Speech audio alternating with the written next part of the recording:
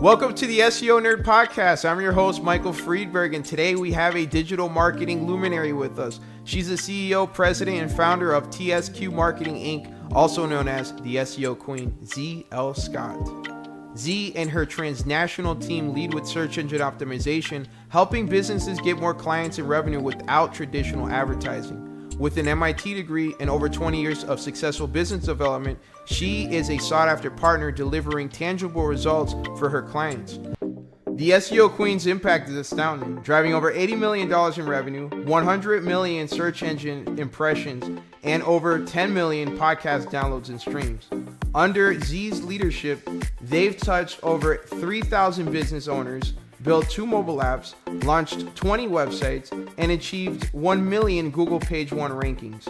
Get ready to unravel the secrets of SEO success with the one and only SEO Queen, Zhe L.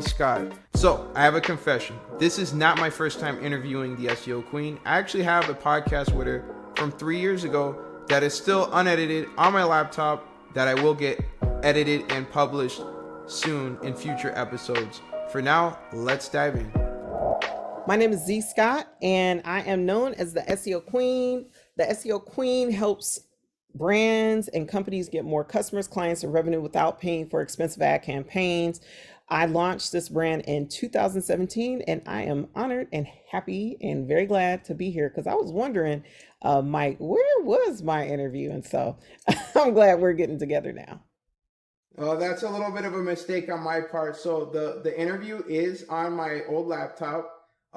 The audio wasn't exactly good and I didn't get a chance to make those edits, but I might actually find those raw video footage and edit it out and maybe make a good prequel to this interview and post it one day. Okay, I would love that. So let's start with the importance of SEO. Why is SEO crucial for businesses and websites? Well, the business case for SEO to me is just, it's clear. And when you look at all the websites on the planet, Google is the biggest website. Now, if you look at Facebook and the number of active users on Facebook and you're looking at the number of eyeballs, Google is 900 times the size in terms of eyeballs and impact and reach of Facebook. Now, most marketers look at social media as their number one channel. And this is according to HubSpot. They did a research study in 2011, 12, and 13. And social media was the number one marketing channel, followed by SEO. And SEO is powerful because you have over 2 trillion searches that are happening annually on Google. And so this is literally billions of searches that are happening every month. And it's the biggest traffic website in the world. And so if your brand is not on Google, like, you're not going to be seen. Those are very good points. That is a lot. And I was actually on your Instagram and I saw something of, I think every second there's like 63,000 searches happening on Google. It's an impressive number. Yeah. Yeah. Google is a behemoth. I mean, it's like, you have a cup, your website is a cup, right? And you can go on Facebook and you can turn it on, look like a little trickle. But if you go over to Google and you optimize your site, you're literally putting your cup in a deluge of water, like a rushing, like if you're whitewater rafting, like that kind of active water, and your cup will overflow. 2 of my clients, NS Design and ICT Camera, we did their SEO. I walked with them through it, and now they're to the point where they're back ordered. NS Design is back ordered, and ICT Camera has a wait list. If you go to ictcamera.com, you'll see right there it has a wait list, and that is the power of SEO. Wow, that's really impressive. What are some key strategies that every website owner should implement, like some sort of on-page optimization or techniques, keyword research? Well, before you can even start optimizing your website, it's really important for you to understand, number one, what is your offer? Like, what products and services are you offering your target demographic? And then the next question you have to ask yourself, once you know what you're offering, is you need to understand, like, how are they talking about what you have to offer. Like, why would they care? Like, what is their pain point? And when you understand who they are, how they talk about your products and services, what their pain points are, that's when you can create content, meta tags, keyword research that is impactful. Because I always give this example, and it's really simple, but I think this example is so powerful. Is like the t-shirt. How many different ways can you explain or describe a t-shirt? You can literally explain it in so many different ways. It's really important for you to understand, like, your best consumer, like, do they spell t-shirt with T, the letter T, and then a shirt, or T hyphen shirt, T space shirt, TEE shirt, TEE no space shirt? I mean, once you really get down to how they're talking about it, then you can position your brand and your content and your code on your website to compel those, attract those people to you. Yeah, that is true. I think I spelled t-shirt all together, like all like t-shirt, just like it's its own word. And I think I think one time I referred it to like T, like TEE, and people understood that it was a shirt. So not TEA, TEE. So that is a very good point. It's a very good valid point. My next question would be like, what's going on recently, like as far as recent SEO trends and updates. Do you know any new tricks? The biggest SEO disruption right now, I would have to say, is AI and Chat GPT. Because everybody's like, I'm on Neil Patel's email list, and Neil Patel is like one of the most successful digital marketers in the world. And so his company is a behemoth. It's big. I've been following him like for decades. And so with Neil Patel, he sent an email about Chat GPT, and I agree with him. There's other marketers like Billy Jean is marketing. He's been going all in, teaching people how to do AI. Like, I have a mastermind that I've launched for AI. But when it comes to trends, if you as a business, as a brand, if you're not leveraging Chat GPT and AI to reduce the time for production for your output, you're definitely missing out on a game changer. Just doing SEO is already a game changer, and most businesses aren't even utilizing search engine optimization. But by you just uh, by you utilizing SEO and then coupling that with Chat GPT, you're supercharging your marketing. You're able to create content faster. You're able to research faster. You're able to get ideas. Like, one of the biggest challenges for business owners is having the time to even sit down and think about, what do my clients care about? You can literally ask ChatGPT that. Tools that are also using AI, and also Neil Patel just bought this platform too, is Answer the Public. That's another platform that uses big data to support marketers understanding what people are asking for online. So the biggest game changer with SEO right now is definitely AI and Chat GPT. And I really highly recommend that business owners look into that. Yeah, OpenAI Labs is really coming out with some crazy products. In fact, I think ChatGPT was the fastest to reach 1 million users ever in in recorded history. I think they did it in like 5 days or something, and that's just record breaking. It's really shifting and disrupting the internet and really making, I think, Google sweat. So let's see what Google come out I with. mean, I think, Chat GPT for me is really like an invaluable tool. It For me, it doesn't substitute for the creativity and ingenuity of the human mind. You really need to know what you're looking for to instruct it. Just like, I mean, you're a software engineer, you know how dumb computers are. Yes. You Yes. know how dumb computers are. Yeah. I tested Chat GPT, and I think the businesses that are firing all their writers are making a huge mistake and open themselves up to lawsuits by doing so. You really need to have that human eye vetting your content, vetting your code. I'm just thinking of all the memes that show things breaking Mhm. because someone used ChatGPT to build it. There's some funny memes out there.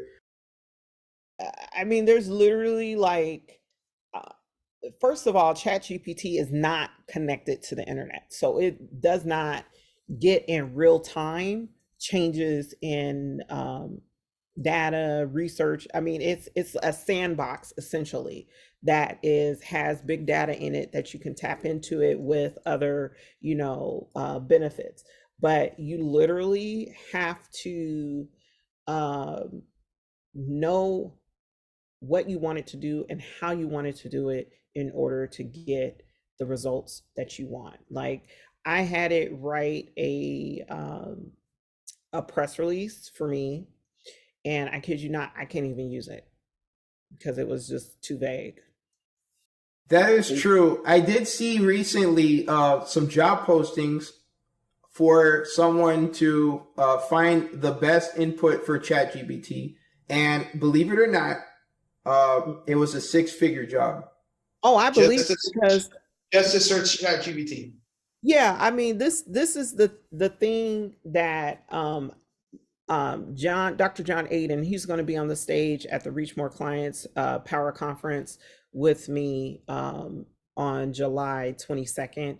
And he's going to really do a deeper dive into AI and how to use it and how to use ChatGPT. But being able to get data output that works out of ChatGPT is a skill set. That is a skill set. That is true. What are some common challenges that some business owners are facing right now with SEO for their websites? I think one of the biggest challenges that businesses are facing is underestimating the power of their name, their address, and their phone number. Every day and actually this has been happening for a few years now, is just understanding how their name, address, and phone number can help them get more visibility online.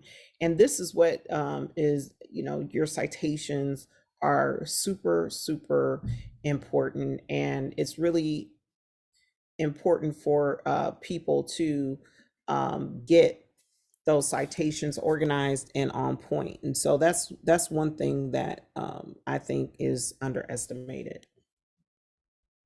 That is true. I was going through your Instagram, and I think you mentioned that at least 3 or 4 times of how important it is to have like your phone number, your street address in the footer of your website. Because without that, I think it might affect like your maps position on Google too, I would assume.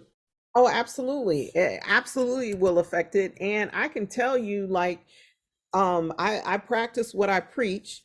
The SEO Queen, for the longest time, we were really focusing on page optimization and digital PR. And now we're really working to get our citations on point, and it's been yielding fruit. We've been getting phone calls like crazy. We've been getting inquiries. So the more visible you are in the ecosystem of, I call it the digital yellow pages, the more traffic and clients and revenue you'll get with your brand. Yeah, that's true. How do you measure SEO success? Like, what are some metrics or indicators to show your SEO efforts? Well, first of all, it's important for brands to look at their marketing dollars and strategies from a very holistic standpoint. So, just out the gate, for your company to make its revenue numbers, you're going to end up spending between 10% and 30% of whatever your target revenue goal is in marketing costs. And so, with that in mind, um, when you talk about success in SEO, the first step is your brand visible online? When people hear about your brand, on social media and other places, can they go to Google and do you pop up? So that's one measure of success.